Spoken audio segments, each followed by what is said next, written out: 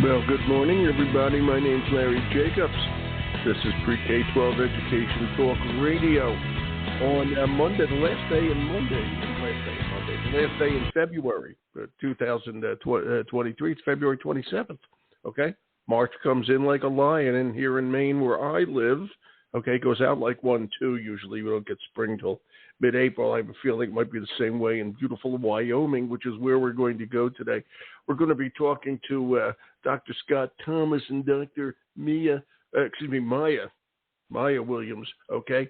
And they are both professors, okay, at the University of Wyoming, and they have come up with a Master Educator Competency Program for educators, and I believe it can stretch outside of Wyoming, and also a Wyoming Teacher Mentor Corps, which we're going to be talking about with them. And the whole idea, we have to improve teacher retention, okay? We have to improve teacher recruitment, all right, everywhere across the country, and in a rural state like Wyoming, okay? That's incredibly important. It's so hard to find teachers, okay, anywhere, and the more rural we get, the harder it is, I have to say. Okay, so we're going to have a lovely conversation with Dr. Thomas and Dr. Williams, okay, in just a few minutes. We're going to archive this show, like we always do, over at ace-ed.org. Please go over there and visit. Everything we do over there is free for educators. That's the home website of our American Consortium for Equity in Education, and we have our magazine, Equity and Access, over there. Just click on the cover. It's a really nice issue. We're putting together the next issue. It'll come out at the end of March, okay, for all of you. But this issue is really excellent, all about our Equity Award winners. All right. We have teacher-retention.com linked over there, and that's obviously our teacher retention site and professional development site. All right. And we also have seltoday.org, plus tons of information. We're happy to give. We hope you will join our Consortium for Equity. It's free for educators. We hope you will subscribe to our magazine, which comes with this consortium membership. It's free for all educators. So please check it all out over at ace-ed.org.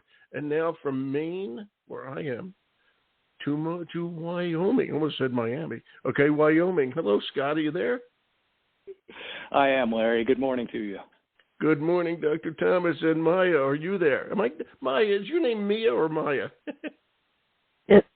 It's Maya. Can you hear me okay?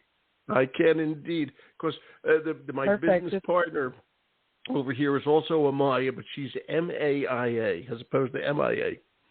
That's why I asked. Hey, Larry, that's how my wife spells it. That's a very rare spelling. There you go. Okay. And she must be beautiful and intelligent like my partner, Maya Appleby. That's all I can say about all these Mayas. Okay? That seems to run in all that, okay? And boy, congratulations, guys. Let's talk about the University of Wyoming. Scott, you're Dean of the College of Education. Just tell us how many students are there. Tell us all about it. Hello, Larry. We have about 1,000 students in the college. About 700 are undergraduates, 100 are graduates. We have an academic community of about 90 to 100 professors and other faculty that do a lot of field experience. We are the only university in the state of Wyoming. We are the flagship research university, and I like to say that we are flagship and fleet in Wyoming. So we're also the only educator preparation program in Wyoming as well. So there are a lot of uniques there. There's a lot of weight on the college as a function of that. Yeah. And we work obviously very closely with our Wyoming Department of Education and our 48 districts across the state. Wow. It's amazing. Maya, what do you do there? You are assistant professor of learning, design, and technology. What's that all about? That's correct. So it's in the educational technology area, and we have graduate programs. We have master's programs and doctoral programs, and then we have the educational technology course within the undergraduate teacher preparation program. Excellent. Thank you both for being here today. I really appreciate it. And also to my buddy John White, who helped me set up this show. Thank you, John. This is great. Okay. And Dr. Scott Thomas, okay. I meant to, and you might have answered, okay, but it passed through my head. How many students are in the College of Education? We have about 1,000 students, Larry. Okay. And are they undergraduate or graduate, or that everybody? We have 700 or so undergraduates, 300 graduates. And we graduate, I think this will be very relevant to our conversation this morning, we graduate between 200 and 250 novice teachers each year. And I have to ask, and by the way, what's happening in Wyoming is happening everywhere. There's a tremendous teacher shortage and a tremendous shortage in the pipeline. At its peak, how many teachers were you graduating each year? And maybe this is the peak, but I have a feeling it is. Well, no, the peak was about 280, and it looked like that was back in the early 2010s. That's not bad, actually. Okay, 280 or 250 now you're graduating? That's generous, 200 to 250, depending on the ebb and flow of our enrollment. Yeah, okay, but maybe as worse as a third less. Okay, but it's painful to even say that. We want more, not less. Okay, and it's a challenge out there. It really is. Okay, and so let's talk about this. How bad is teacher shortages in Wyoming? Okay, Scott, I'll stick with you for a few minutes here. Scott, that sounds great. Well, I was asked to talk to the legislature about this over the summer, and we did a careful analysis of the Wyoming Department of Education data, and it looks like we have about a 9 to 11% year-over-year attrition rate. We replaced about a little over half of that each year. So if you put that in real numbers, we're losing about 800 teachers a year, according to my analysis of the Wyoming Department of Education data, and we're replacing about 500 of those teachers each year. Obviously, if we're graduating 200 to 250 students, the balance of those teachers are either within state transfers, so they're moving from school to school, or they're coming from institutions on our borders. And Wyoming's a big state, smallest state in population. I think it's the third largest state in terms of size. My geography pals will correct me on that if I've got that exactly wrong. But the point is we're big, and we're sparsely populated, and there are many areas of the state that are closer to institutions in other states on our borders than to Laramie, which is down on the southern border, the southeastern border of the state. So we're lacking chronically about 300 to 325 teachers a year. That's how many classrooms are at threat of being unfilled at the end of every year. And what do you see as, I'm going to ask you this, what do you see as the trend? Well, the trend is exactly what we're looking at nationally. There are fewer people that are interested in engaging in education as a profession, unfortunately. We can, see all the reasons in front of us. Deprofessionalization of the work. As you pointed out in your introduction to the show, this is, I think, magnified in rural areas for a variety of reasons, but it's harder to find educators for our rural schools than for our suburban and urban schools. Yeah, it's brutal. And I have to say, Wyoming, I live in Maine, okay, which is a pretty rural state, although we're closer to, more metropolitan areas, so to speak. And, it's brutal here, too. It's everywhere. And Mia, I have to ask you this. Okay, Mia, I'm sorry, Maya. Forgive me, Maya. Okay, I'm reading That's MIA, okay. so I'm saying Mia. It's my Philly reading experience here. Yeah, Maya. Okay, you're professor of learning, design, and technology. What are you finding amongst the new students coming in? Are they sticking with it once they get involved with it all? What's happening? Maya. In terms of the undergraduates, or yeah, that's what I'm curious about. Yeah. That's a tricky question because we have a lot of students. Our class is early in the program, so we get freshmen and sophomores that take the technology class as they're going into their teacher preparation courses, and they're excited about education, but we also have those students who are questioning, is this really the field that I want to go into?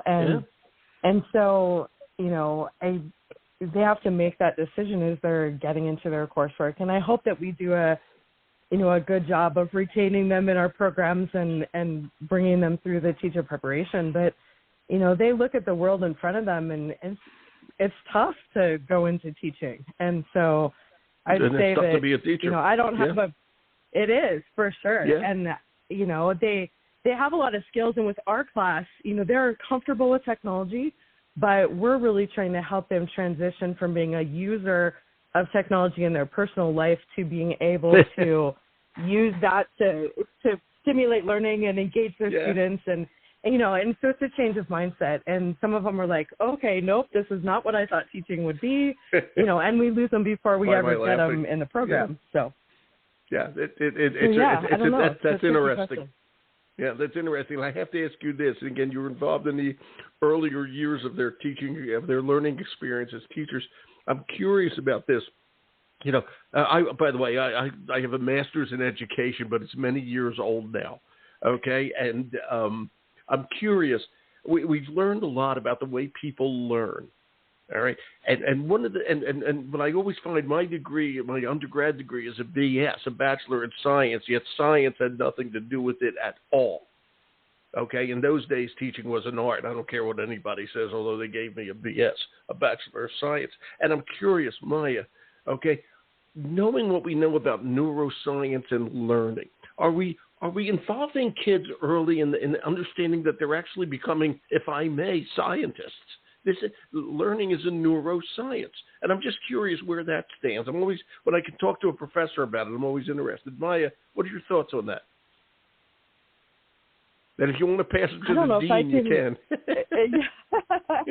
Well, I think that some of that falls in some of the other courses, but it's become much more of a balance between the theory of learning and the application of learning, right? And even in those early classes that they take before they're really in, the throes of the teacher preparation, they're seeing the, how those scientific academic research fits into that practice, right, that they'll be going into. So I think it's a balance. As far as brain research, I'm not really sure where that fits in our program. We touch on it a little bit, but mostly in the space of, visual literacy and how you engage students in learning, to keep their attention and how the technology fits as a tool in that space. But if the dean has more to add to that, he jump right in. We shall turn to the dean. Your Majesty, the dean. Oh, boy. Your Majesty, the dean. I think he just left the room. The reason I'm asking this, we're going to get into teacher retention, okay? And I always feel that teachers need to understand that what they're doing is extremely important, okay? And it's not anecdotal, okay? It's for real. These are learning facilitators. These people are managing the learning of the next generation. That's freaking important, okay? And we got to make them understand that. We're going to get into the teacher retention and all that. I'm just curious about it because I love talking to a dean of College of Education, Dr. Thomas. Okay, well, first of all, and if I may, I love your English muffins. By the way, I love your English muffins. So there you go. Well, thank you. You're welcome. I'm hung up on the English muffin comment here. Neuroscience and the work that we're doing. Minor correction in what you just said, Larry. I'm totally on board with your characterization of this, and that is that our professional educators are not managing learning; they're leading learning. And I think that's not a subtle distinction, that we're asking them to we're trying to prepare them in ways that they can lead learning and they can tap the science of teaching and learning, and cognitive science. And you're talking with Maya about learning design and technology aspects, but learning science rolls directly into our entire curriculum. So specific courses that may have more or less of an emphasis, but we are very attuned to the latest in cognitive in learning science and neurosciences. This connects to the Master Educator Competency Program in some pretty important ways. So I guess most importantly, we really took a shift with the Master Educator Competency Program, which I know we're going to talk about in a little bit. Yeah, we are. To focus on competencies. Not on time is a terrible measure of learning, it's well said. Competencies that we're really interested in. So how well can our learners demonstrate mastery of concepts that are critical to their success and the success of their students. So that's a bit of a paradigm shift in terms of the way we think about preparing our educators, and that is built on cognitive science in terms of the idea, right? So it's not about just acquiring knowledge as we do in a lot of our traditional university courses. That's very, very important, but it's about showing that you've acquired the knowledge, but more importantly, showing that you know how to apply the knowledge and setting it relevant to advancing learning in your classrooms. So that does come from the past 2 decades of neuroscience and cognitive science around teaching and learning. That's a shift in the way we think about the demonstration of learning is part of our process. And you said a few minutes ago that you spoke to the Wyoming legislature, and the legislature and school boards, okay, need to understand how well trained and professional, okay, these people are. Okay, everybody knows their teacher. Okay, and everybody remembers teachers. Unfortunately, they mostly remember their high school teachers when the elementary school teachers built that foundation, et cetera. But obviously, the way human memory works, okay, we tend to love our high school teachers, and that's the way we see education. But education has changed. Okay, and it's become much more of a science, if I may. Okay, much more of a technology-based occupation, if I may. Okay, and when people start to understand the way you folks are training educators, okay, this is not a low-paying job. Okay, this is something that has to be appreciated. Okay, because they are the people who are teaching, if I may, your children, the colloquial you. Okay, and it's just so important we get that message across to everybody. Okay, these are highly trained individuals. Okay, in an extremely important profession. And on that note, I'll just ask Scott this. Scott, how are we doing before we get into the mentor core, how are we doing on teacher salaries in Wyoming?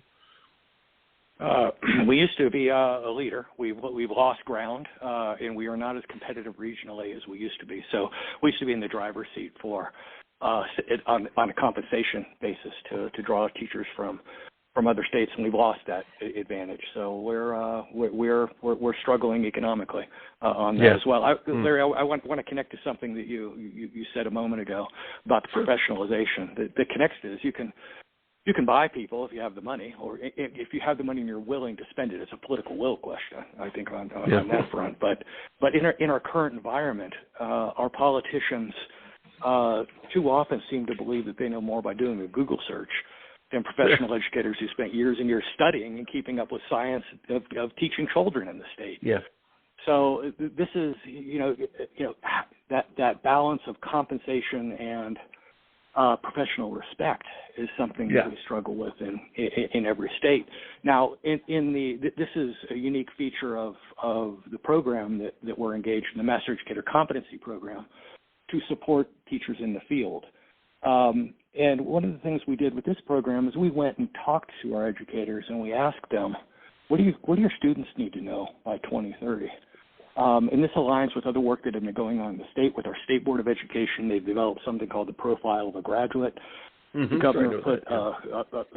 governor put a group in place called Reimagining the Delivery of Education. Great advisory group to the governor on this.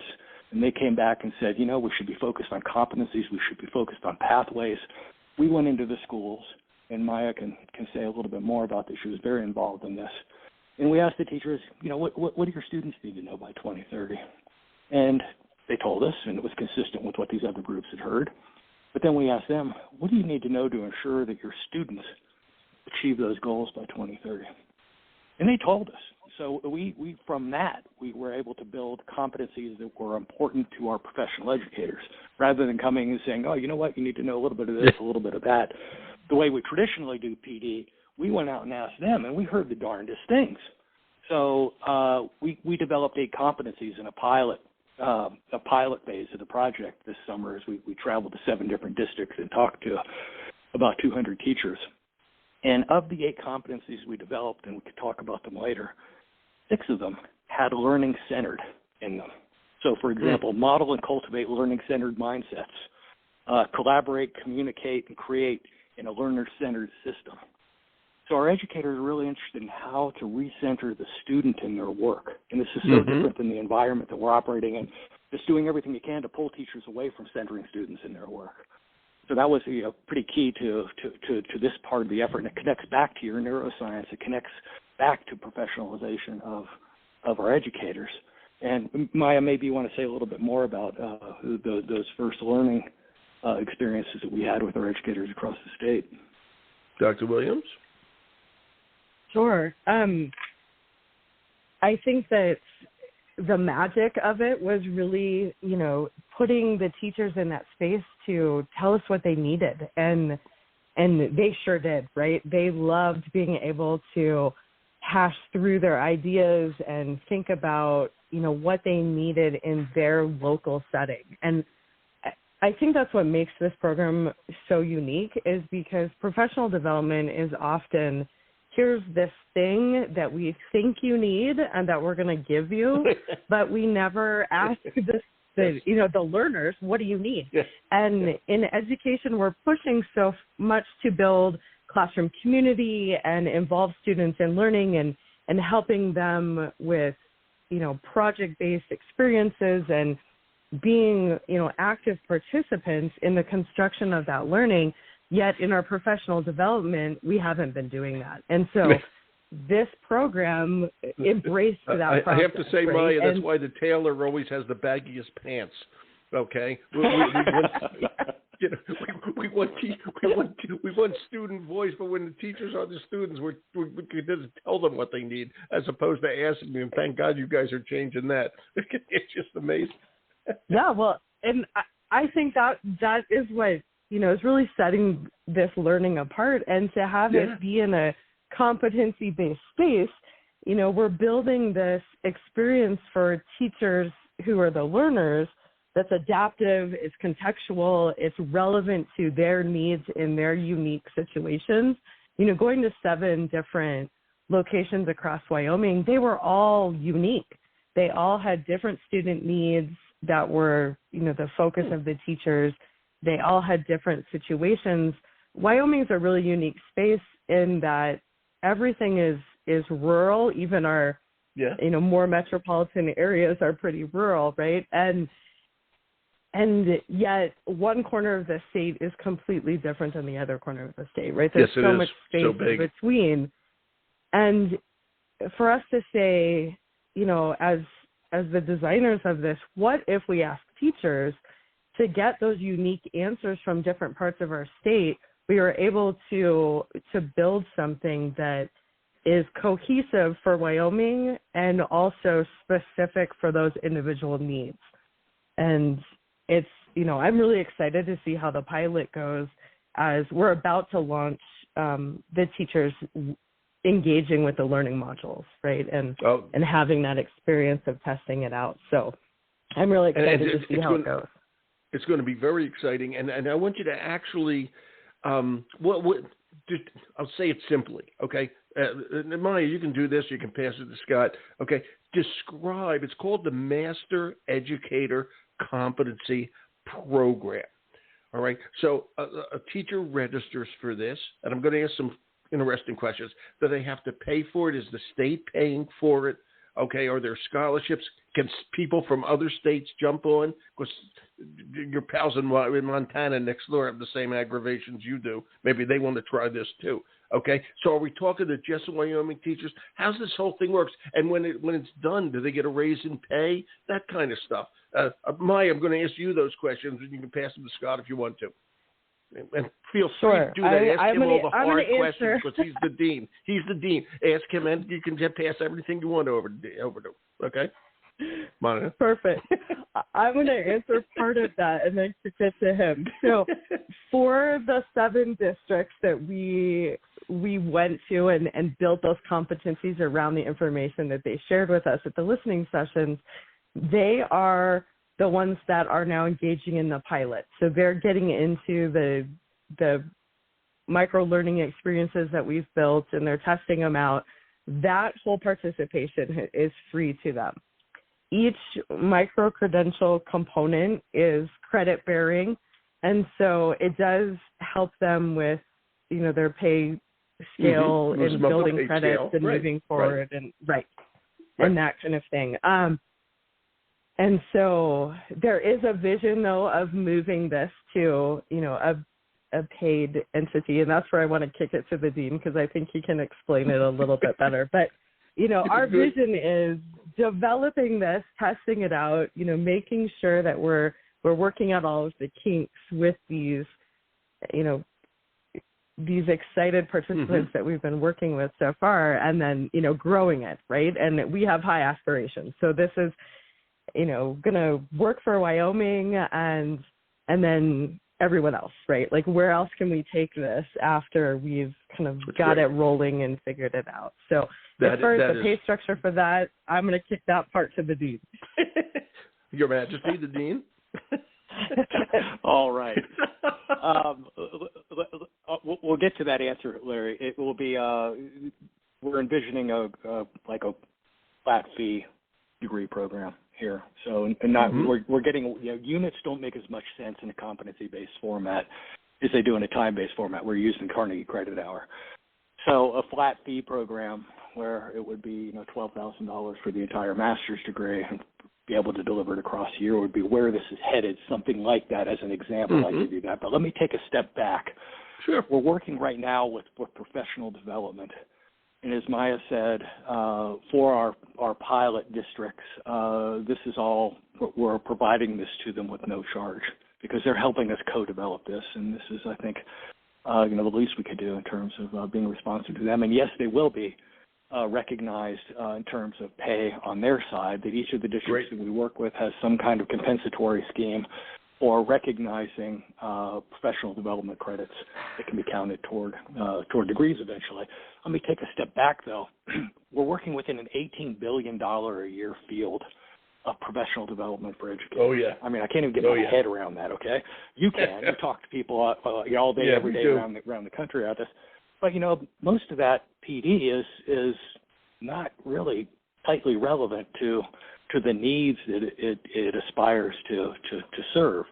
So we're trying to solve the need for systematic, relevant professional development support, specifically for rural educators. And that gets to your question about Wyoming or Montana. Rural educators, okay, because we think we have something quite unique in the way that we're approaching this. I saw a statistic. Some of my colleagues published something in, I'm looking across the desk here, in the Rural Educator in the recent issue. And they point out that 30% of U.S. teachers work in rural schools where geographic isolation and a lack of peers make it difficult for them to engage in collaborative professional learning relationships with colleagues. So part of this is helping create a space where we can connect our rural educators in ways that traditional forms of PD don't. So the innovation that we're looking at here is a totally new kind of programming, enhancing quality and accessibility for teachers in any area. So I think key features of it would have to be, we wanted to be respectful of their existing knowledge and expertise. So that's the competency-based part. So people come to learning with varying levels of experience already and mastery of particular concepts. We want to respect that. We want to start people where they have the knowledge to begin most productively. Second, we want to make it relevant to their immediate and anticipated needs. We want a job embedded. This is why we're listening to them, we're having them help us understand what's relevant to their job and to their needs in the setting. And then third, we wanted it aligned with, to your point here, we wanted it aligned with incentives in their workplace. We wanted credits that drive more learning and greater earning potential for them. So those are three things that really get at the innovation. Now, the other thing we wanted to do, here's a phrase for you. I worked in Vermont before I came to Wyoming. Oh, and I thought I knew. From small to big, boy, there's a change in state size. I got to tell you. Small to big, but the only state that was smaller than Wyoming, smaller than Vermont in population was Wyoming. Wow. But we're trying to solve for what's known here as the tyranny of distance that frustrates access for many across the state and in all rural areas, not just in Wyoming, and for the inferior educational design of a lot of the PD. So this is on the line. It unlocks value and creates a more efficient time usage and more efficient use of resources because all of this is on the line in an asynchronous format that's supported by our faculty as real-life learning coaches along the side. So those are some of the key things that I think set this program apart. That field work that we did, we went out and listened to people. I gave you a very simple framing of, what do you need your students to know by 2030? What do you need to know to make sure your students achieve that by 2030? Mm-hmm. We actually structured it. We have a great partner, Two Revolutions, that's done a lot of this work, and I've had a couple of very close mentors as I've been thinking about some of this programming. One of them is a man by the name of Arthur Levine, who's been championing. Say it again. I'm sorry, I didn't hear you. Say his name again. Say his name again. Arthur Levine, and Arthur was the president of the Woodrow Wilson Foundation. He was president of Columbia's Teachers College for quite a period of time. Yeah, okay. And he's been working the space for a while, and I got to working with him on what this could look like, and through that I identified a partner with Two Revolutions, who's a very technical partner. They work with districts and states around the country. I've heard their of them. expertise is really, they're fantastic, and they become intellectual partners as well as technical partners in this work.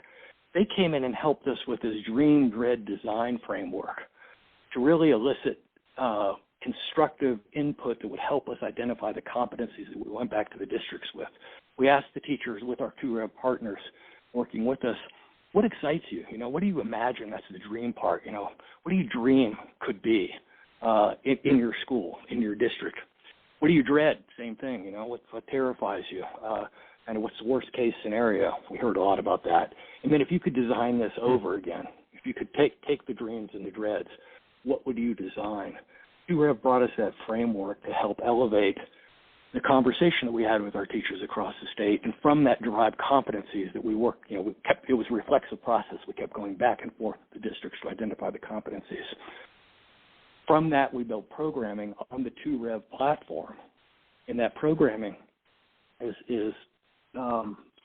Maya said, it's adaptive. It picks up about 19 data points every time a learner's working through a module. So we take a competency and we basically break it out into 5 or 6 learning modules. So it's, we take one idea and then we break it down into 5 or 6 constituent pieces. Each of the constituent pieces has its own learning objectives with it. And as the learner's working his way through that material, the Two Rev platform is adapting, making it more or less challenging to help ensure that the learner's headed toward mastery of the concept. So therein is the technical innovation. I think the substantive innovation is the way we went out and listened, and the technical innovation is the way that this platform actually learns from the learner and adapts to ensure mastery. And then our faculty come in and they validate the learning. So this isn't just sort of all AI-driven and algorithm will tell you whether you passed or not. No, our faculty are alongside giving feedback and then ultimately validating that the student has mastery of the concept.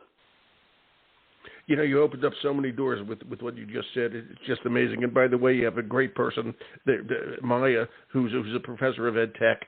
Okay, and that's great that you have her on board with all this. It's important. And I love that line, the tyranny of distance.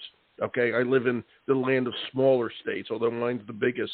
I live in Maine, but New England is small states, easy distance-wise, easy to get to. You go out to Wyoming, and you can fit all of New England in half of Wyoming, so to speak.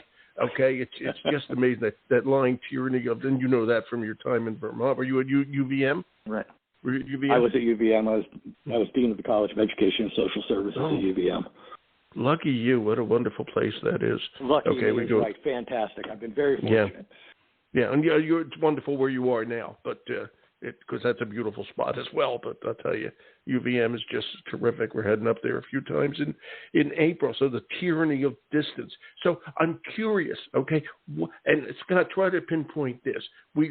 You're in a rural state. There's a lot of rural education challenges, okay? And I love what you're doing. Please don't misunderstand that. But how do you just pinpoint it for me, how it affects rural, okay? Rural teacher retention, okay? Just focus on that, okay? And you said, I love that phrase, is it just that it's online? How do you see it helping rural teacher retention? Okay, but I know Maya pointed out.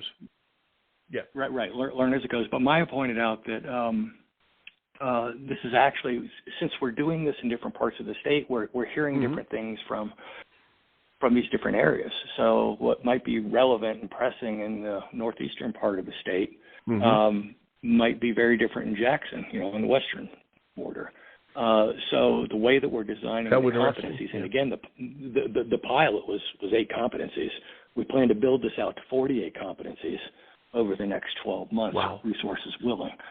Now, the idea is we continue these learning tours, and let's say you have a portfolio of 48 competencies, Larry, and you could have a district say, you know what, of the 48 competencies in this catalog, these 12 are most important to us. In every district, 48 districts, every district in the state could have, you know, I'm not a combinatorics expert, but there are a lot of combinations there, okay? And so you could customize a package of competencies for your specific district and your specific educators. Again, we built them from the districts across the state. Sure, there's a fair amount of overlap that we will hear as you go across the state, but there will also be some singular competencies that are relevant to specific, you know, very specific localized issues. So in that sense, this is all rural.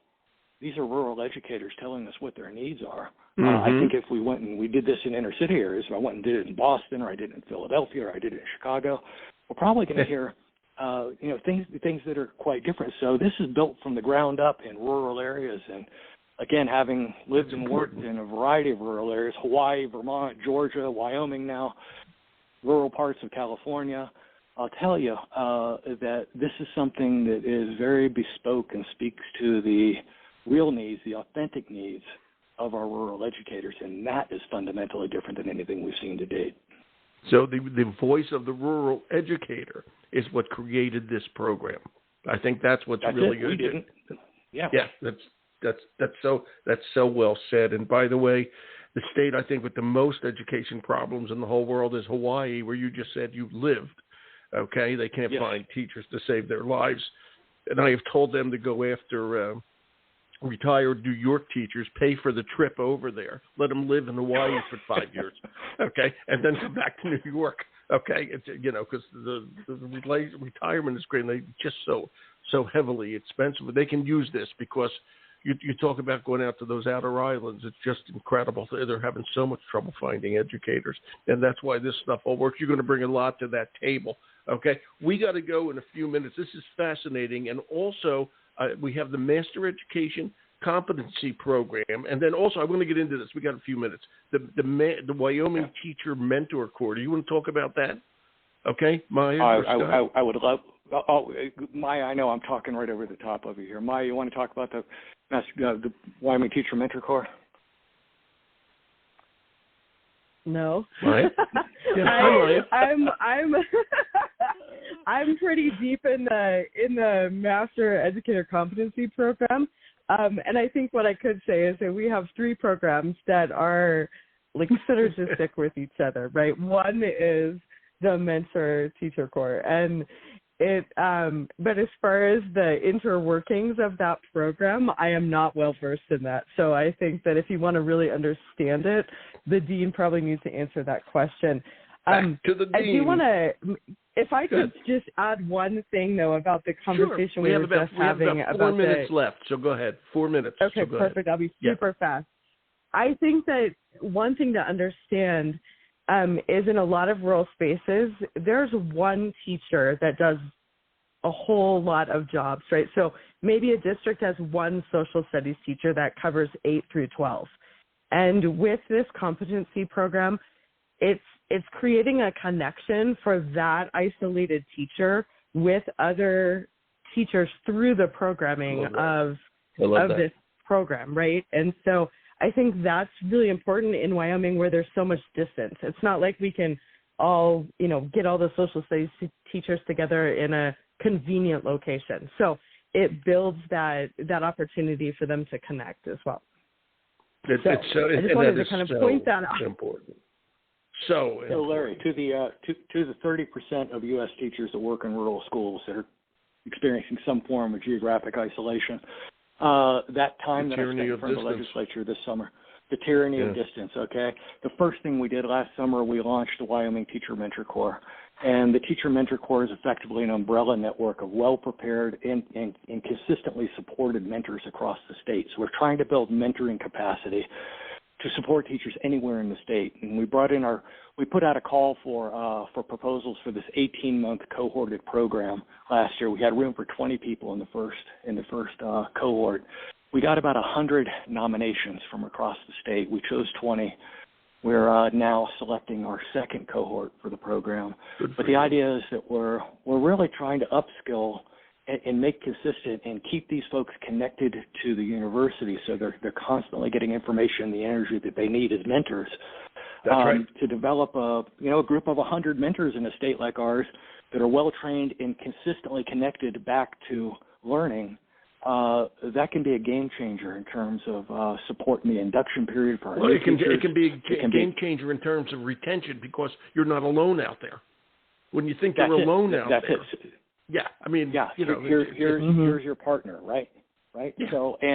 So that capacity also gives our veteran teachers, our master teachers, an opportunity to give back and plug back in and renew themselves that way too. So it's turned out to be a fantastic program, and I'm having conversations with some colleagues in Maine and colleagues in Vermont about expanding the Wyoming Teacher Mentor Corps to be something more like the Rural Teacher Mentor Corps for areas, and that we see this geographic isolation.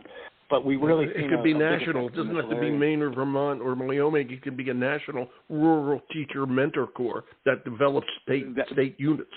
I mean, it's really a good idea. That is part of the vision. Yep. Yeah. And I think that walks alongside the Master Educator Competency Program. That too can be national for rural educators. So back to the legislature, the 825 teachers are replacing 500, a whole of 325 teachers. Larry, if we cut attrition in half from 11% to 5.5%, we have a teacher surplus in Wyoming, and we can begin thinking about like how we recruit differently to get the teachers that we really want, rather than just those that we need to get them in the classroom. So that's the game. In the Teacher Mentor Corps, in the Master Educator Competency Program, we have a High Altitude Pathways program, this college or career readiness, trying to bring people into education is a third leg of this. That's what we're up to, Larry, and I really appreciate your interest. And you're right, I could not do this without Maya, her colleague William in Learning Design and Technology, and the fabulous faculty at the University of Wyoming. So we really appreciate your interest, and I look forward to continue to learn from you. So we're going to get in touch. By the way, guys, we publish a big magazine and we have a big website.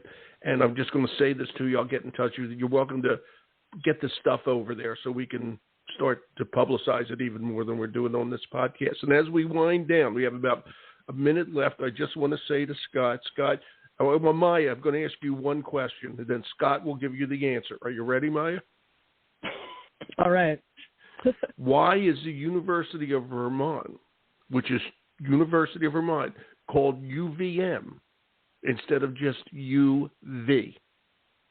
Okay? Now, you don't have to answer that, but Scott, formerly at UVM, will answer that question for you. Why is the University of Vermont UVM? Let's see. Where is the University of Vermont located? What mountain range is that located? No. Well, kind of. It's Green Mountain. So there you Universitas Veritas Montes. I think if I got my Latin correct. You got it University right. of the Green Mountains, right? Okay. That's right. Do I win something for that, Larry? You do. It's 3 words, not 2. Maya, you heard it here. You heard it here. Okay? UVM, 3 words, not 2. University of Vermont, University of the Green Mountains. You did good, Scott. You get an A, Professor. Thank you, Larry. You're welcome. Hey, guys, this was great. That was a softball, but I did have that up my sleeve. Thank you. You'll win bar bets. Most people can't answer it, Scott. I promise you. Okay? I promise you. Okay? You guys take care. Thank you, and I will be in touch. Okay? We'll help you publicize all this. Okay? Thank you, Larry. Thanks, Wonderful. Maya. Thank you, Larry. Thank you. You guys everybody. take care and enjoy that beautiful state you live in. Take care. Bye-bye. Bye-bye. Thanks. Bye. Now, aren't they great? It's University of Wyoming. Check it out. Dr. Scott Thomas, who's the Dean of Education over there.